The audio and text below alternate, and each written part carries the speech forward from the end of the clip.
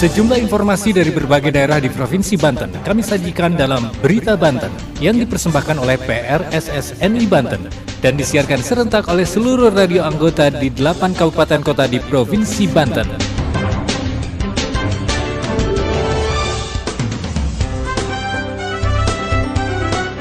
Apa kabar pendengar? Anda kembali lagi bersama kami di Berita Banten PRSSNI Banten. Edisi hari ini, Kamis 11 Agustus 2022.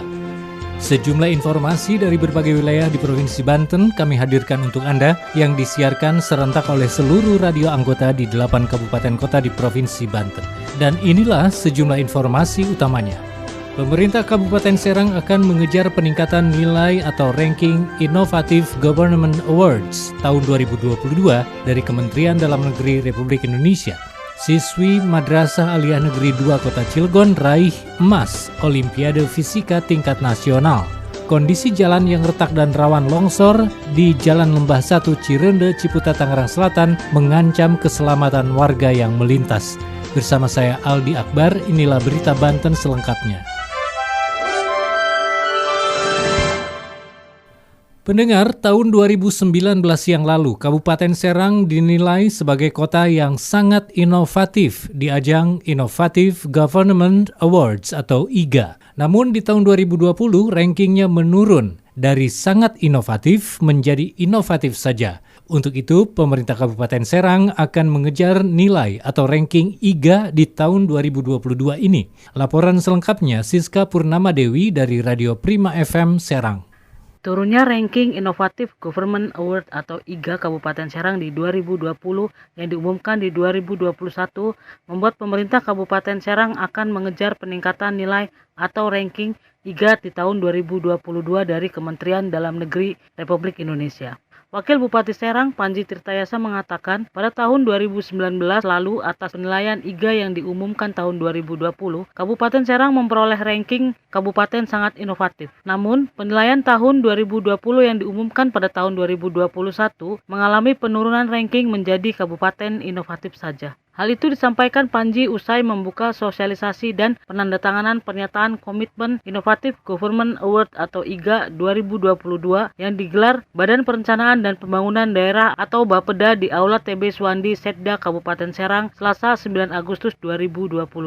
Menurut Panji, di 2020 Kabupaten Serang masuk sebagai kategori kabupaten sangat inovatif. Tapi di tahun 2021 menurun jadi kabupaten inovatif saja. Di 2020 Kabupaten Serang mendapatkan ranking ke-86 dari 520 kabupaten dan kota se-Indonesia, sedangkan di 2021 ranking Kabupaten Serang turun menjadi 217. Dikatakan Panji, penandatanganan integritas yang dilakukan saat ini agar masing-masing OPD termasuk para camat lebih intens lagi melakukan inovasi-inovasi, temuan-temuan dan metode-metode atau proses yang lebih simpel, sederhana, murah, dan mudah. Dengan demikian, Panji menuntut kepada organisasi perangkat daerah atau OPD dan para camat di lingkungan pemerintah Kabupaten Serang untuk memberikan kepuasan kepada masyarakat dalam pelayanan publik. Terlebih saat ini sudah memasuki era digitalisasi. Ini kaitannya dengan pelayanan yang sifatnya administratif ya. Kalau pelayanan dasar kan itu sudah dilaksanakan dengan penyediaan infrastruktur, sarana kesehatan, sarana pendidikan, itu pelayanan dasar. Tapi kalau pelayanan administratif masih perlu ada upaya-upaya terobosan. Masyarakat masih belum puas, sampai ada istilah masyarakat masih menilai bahwa reformasi birokrasi jalan di tempat. Nah, makanya kita benahin di sini upaya-upaya pembenahan reformasi birokrasi, kita benahin struktur kelembagaannya. Bagaimana lembaga-lembaga atau institusi pemerintah daerah itu lebih ramping, tetapi dia punya fungsi dan produktivitas yang lebih besar. Artinya bagaimana kita mengefisienkan inputnya itu harus inputnya seminimal mungkin, tapi output dalam pelayanan jasa, barang dan jasa itu harus optimal. Jangan sampai input sama dengan output. Biaya yang kita keluarkan tapi hasilnya sebesar biaya itu. Apalagi yang lebih parah, inputnya lebih besar tapi hasil yang dihasilkannya jauh daripada biaya yang kita keluarkan. Nah, di sini perlu ada inovasi-inovasi, terobosan-terobosan yang bagaimana masyarakat bisa dipuaskan. Tadi saya katakan reformasi birokrasi di struktur kelembagaan kita sudah benahin. Sekarang kita benahinnya dalam bisnis prosesnya, bukan bisnis dalam pengertian bisnis ya, tapi proses ketatalaksanaan bagaimana lebih simpel, mudah dan efisien. Di samping juga kita mengadakan pelatihan peningkatan kualitas SDM, itu yang ketiga. Panji menambahkan, inovasi pelayanan yang dilakukan Pemkab Serang bukan hanya sistem offline, melainkan pelayanan dalam bentuk online atau digitalisasi pun sudah dilakukan untuk memudahkan masyarakat. Karenanya, dengan sistem digitalisasi, masyarakat tidak memerlukan lagi bergerak harus ke sana ke sini, berarti ada efisiensi pengeluaran dan transportasi, di mana masyarakat bisa terlayani melalui smartphone masing-masing. Sementara Kepala Bapeda Kabupaten Serang Rahmat Maulana mendorong kembali OPD-OPD untuk ikut serta dalam kegiatan namanya inovasi daerah. Hal itu untuk mengejar kembali peningkatan penilaian di tahun 2020, input tahun 2019.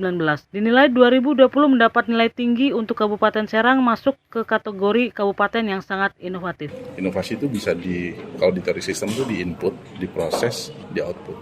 Jadi ketika dia bicara OPD kan melayani kemana? Eksternal ke masyarakat. Nah masyarakatnya siapa? Harus kenal kan konsumennya. Beda dong masyarakat yang datang ke rumah sakit dengan yang ke pasar kan beda. Kalau rumah sakit mah masyarakat yang sakit. Dukcapil masyarakat yang butuh pelayanan kependudukan. Jadi menemukanali masalah baik itu internal maupun eksternal. Nah kemudian dia gali dari input. Coba masalahnya di input bukan.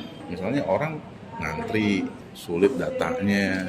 Nah itu kan ketika dia mengalami kesulitan itu dia harus melakukan inovasi sih. Nah menemukanali itulah yang kita coba dorong. Jadi jangan ngomongin output aja. Rahmat juga mengatakan jumlah inovasi yang dihasilkan OPD atas agregat Kemendagri bikin kategori bagi daerah yang tidak inovatif berarti dia tidak ikut. Sedangkan daerah yang inovatif itu ikut. Jadi daerah yang jumlah stok inovasinya lebih besar akan menjadi daerah yang sangat inovatif. Saya Siska Purnawadewi melaporkan dari Radio Prima FM untuk Berita Banten.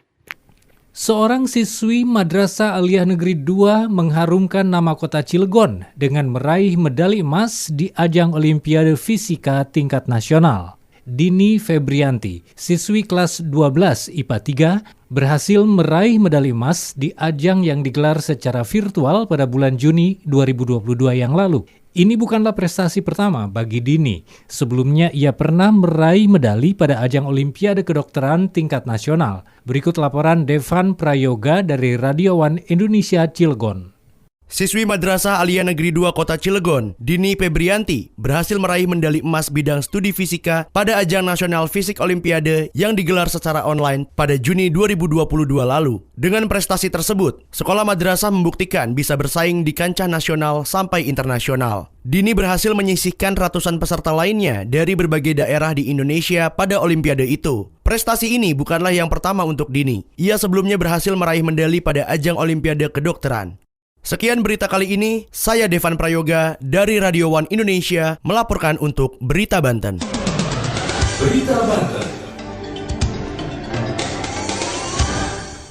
Anda masih bersama kami di Berita Banten PRSSNI Banten. Pendengar, Jalan Lembah 1 Cirende, Ciputat, Tangerang Selatan, retak dan rawan longsor. Kondisi ini membahayakan bagi warga yang melintas di jalan tersebut. Laporan selengkapnya, Tara dari Benz Radio Tangerang Selatan.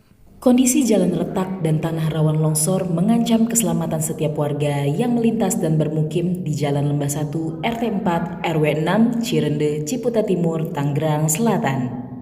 Lokasi tersebut berada tepat di bantaran Kali Pesanggerahan, perbatasan antara wilayah Tangerang Selatan dan juga Jakarta Selatan. Kondisi mengkhawatirkan itu telah terjadi sejak setahun silam, tepatnya pada Februari 2021. Kondisi tersebut diduga terjadi akibat fenomena pergeseran tanah ditambah dengan curah hujan yang tinggi mengguyur wilayah tersebut. Pada saat yang bertepatan, terjadi pula longsor kecil di wilayah bantaran kali.